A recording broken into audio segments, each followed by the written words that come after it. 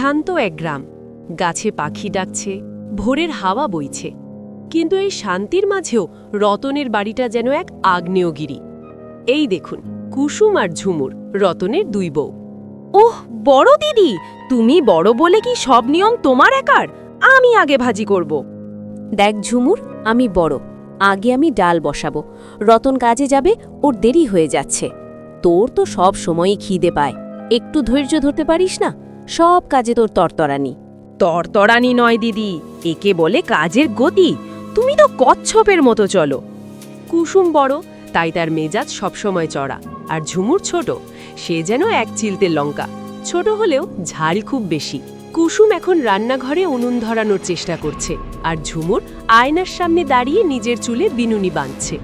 কুসুমের কপাল দিয়ে ঘাম ঝরছে, আর সে রাগী চোখে ঝুমুরের দিকে তাকাচ্ছে।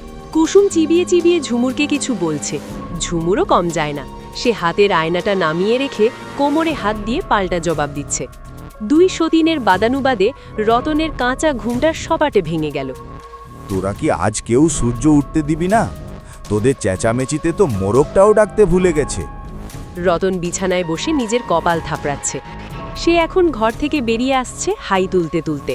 তার চোখ মুখ দেখে মনে হচ্ছে সে যেন কোনো যুদ্ধক্ষেত্রে এসে দাঁড়িয়েছে। ওগো, তুমিই বিচার করো, আমি আগে উনুন ধরিয়েছি না? থাম, আমি চললাম পুকুরে স্নান করতে। এসে যেন দেখি খাবার তৈরি আছে, নইলে আজ কারো কপালে কিছু নেই। বাড়ি থেকে প্রাণ বাঁচাতে রতন এখন ছুটল পুকুর ঘাটের দিকে, কিন্তু সেখানে তার জন্য অপেক্ষা করছে আরও বড় বিপদ। এই যে দেখুন কানা ফুচকে, গ্রামের সব থেকে বড় চগলখোর। কি হে রতন ভাই, আজকেও কানের পর্দা ফেটেছে নাকি? দূর থেকে তোমাদের বাড়ির আওয়াজ পাচ্ছিলাম। আর বলো না ফচকে ভাই, দুটো বিয়ে করে যে কি বিপদে পড়েছি, কেউ কাউকে সহ্য করতে পারে না। আরে ভাই, বুদ্ধি খাটাও। বড় বউকে বলবে ছোট বউ তোমার নামে মন্দ বলছে, আর ছোটকে বলবে বড়টা তোমার গয়না চুরি করার ফোন দিয়ে আসছে। দেখবে মজা। পরের বাড়িতে আগুন না লাগালে যার পেটের ভাত হজম হয় না। ফচকে পুকুরের পাড়ে বসে দাঁতন করছে, আর রতনকে দেখে মিটিমিটি হাসছে। রতন যখন ঘাটে বসে মাথায় জল দিচ্ছে, ফচকে গুটি গুটি পায়ে তার পাশে গিয়ে বসল। সে রতনের কানে কানে এমন কিছু কুবুদ্ধি দিচ্ছে যা শুনে রতনের চোখ দুটো গোল গোল হয়ে যাচ্ছে। রতন প্রথমে একটু ঘাবড়ালেও পরে ফচকের বুদ্ধিতে সায় দিয়ে মাথা নাড়ছে। আহারে রতন, তুমি কি জানো না, ফচকের বুদ্ধি মানেই নিজের ঘরে নিজের হাতে লঙ্কা ছিটিয়ে দেওয়া। ওগো শুনছো, আমার জন্য ওই লাল পাড়ের শাড়িটা কিন্তু আনতেই হবে। খবরদার রতন, আগেরবার তুমি ওকে শাড়ি দিয়েছিলে, এবার আমার জন্য একটা ভালো চাদর আনবে। উফ, আমি বরং বাজারেই যাব না, তোরা নিজেরাই ঝগড়া করে ঠিক কর কার আগে লাগবে। রতন এখন বাজার থেকে ফিরছে। তার এক পকেটে একটা রূপোর নোলক, আর অন্য পকেটে একটা সস্তার আলতার শিশি। ফচকের পরামর্শ মতো সে এখন দুই বউয়ের মাঝে বিভেদ তৈরির খেলায় মেতেছে। রতন প্রথমে চুপি চুপি কুসুমের কাছে গিয়ে নোলকটা বের করে দিচ্ছে। কুসুমের মুখটা খুশিতে চকচক করে উঠল। সে নাকের নোলকটা হাতে নিয়ে একবার দেখছে, আর ঝুমুরের ঘরের দিকে আর চোখে তাকাচ্ছে। কি, ও এত বড় কথা বলেছে? আমি বুড়ি? দাঁড়াও, দেখাচ্ছি মজা। এরপর রতন গেল ঝুমুরের কাছে, তাকে দিচ্ছে সেই আলতা। ঝুমুর আলতা পেয়ে খুশি হলেও যখন রতন তার কানে কুসুমের নামে মিথ্যে কথাগুলো ভরে দিল, ঝুমুরের ভ্রু কুঁচকে গেল। সে রাগে আলতার শিশিটা জোরে মেঝেতে রাখল। দিদির এত বড় সাহস, আমার সাজগোজ নিয়ে কথা বলে! রতন, তুমি আমাকে শাড়ি কিনে দাও, আর তোমার মন বুঝি নোলক পরে আয়না দেখার দিকে। দুই ঘরে এখন যুদ্ধের প্রস্তুতি চলছে। দুপুরবেলা শুরু হলো রান্নার পরীক্ষা। রতনকে কে সবথেকে ভালো খাওয়াতে পারে সেটাই এখন চ্যালেঞ্জ। কুসুম রাঁধছে মাছের ঝোল, আর ঝুমুর রাঁধছে কষা মাংস। কিন্তু এদের মনে তো বিষ। হায় হায়, ফচকের কথা শুনে নিজের পায়ে নিজেই কুড়ুল মারলাম। এখন দুজনেই ক্ষেপে আছে। যখনই ঝুমুর মশলা আনতে রান্নাঘর থেকে বেরোলো, কুসুম বিড়ালের মতো চুপি চুপি গিয়ে তার মাংসের হাঁড়িতে এক মুঠো নুন ঢেলে দিল। আবার কুসুম যখন জলের কলসি নিয়ে বাইরে গেল, ঝুমুর দৌড়ে এসে কুসুমের তরকারিতে লাল লঙ্কার গুঁড়ো ঢেলে একাকার করে দিল। রতন এখন খাওয়ার পিঁড়িতে বসেছে। সে প্রথম গ্রাস মুখে দিয়েই আগুনের গোলার মতো লাফিয়ে উঠল। তার মুখটা এখন টকটকে লাল। সে হাত পা ছুঁড়ে জলের জন্য চিৎকার করছে। উফ, আহ আহ, জল জল, এটা মাছের ঝোল নাকি বিষ? জিভ জ্বলে গেল। থু থু, এ কি? নুন ছাড়া আর কিছু নেই এতে। তোরা কি আমাকে মারতে চাস? আমি রতনের জন্য পান্তা ভাত আর লঙ্কা পোড়া নিয়ে যাব। ওটা খেলে ওর শরীর ঠান্ডা থাকবে। তোর তো সজ্জার শেষ নেই। বাড়ির চালে খড় নেই, সেদিকে খেয়াল আছে? রতন, আগে ঘরের কাজ করো। রতন আমাকে সব বলেছে। তুমি আমার নামে কি কি বলো? আমি খিচুড়ি রান্না করছি, রতন ওটাই পছন্দ করে। তুমি তো হিংসুটে।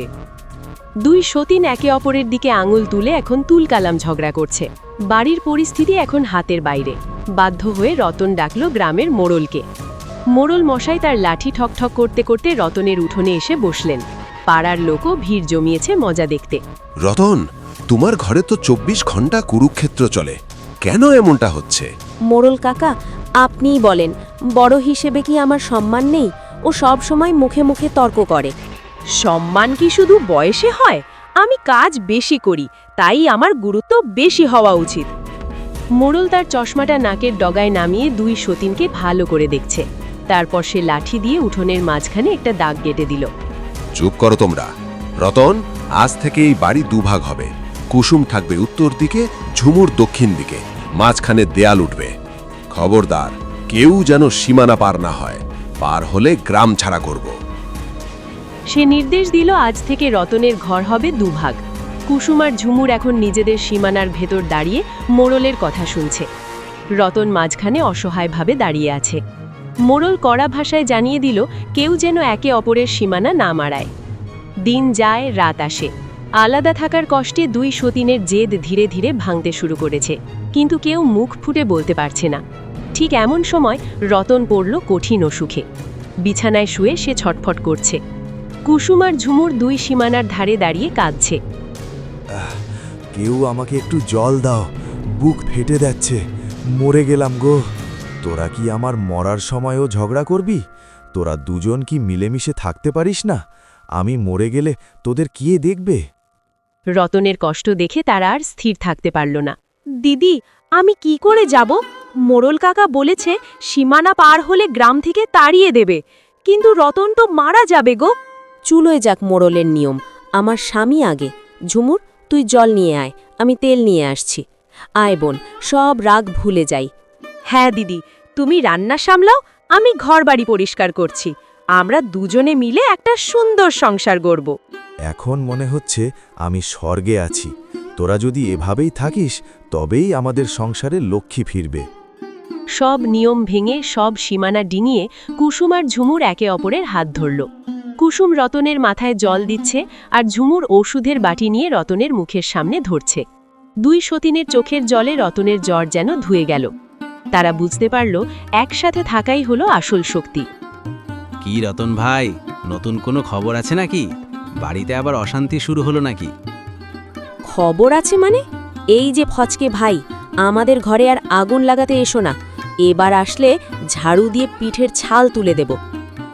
একদম দিদি, চলো ওকে ফচকেকে গোবর জল দিয়ে ধুয়ে দিই। ভিডিওর শেষে দেখা যাচ্ছে কুসুম আর ঝুমুর মিলে ফচকেকে ঝাড়ু দিয়ে পিটিয়ে গ্রাম থেকে তাড়িয়ে দিচ্ছে। রতন দরজায় দাঁড়িয়ে এই দৃশ্য দেখে মনের আনন্দে হেসে উঠছে। দুই সতীনের এই সংসার এখন সত্যিকারের এক সুখের নীড়। হ্যাঁ, এটাই হলো দুই সতীনের সংসার, যেখানে ঝগড়া থাকলেও ভালোবাসা আর একতা কোনো দিন হার মানে না।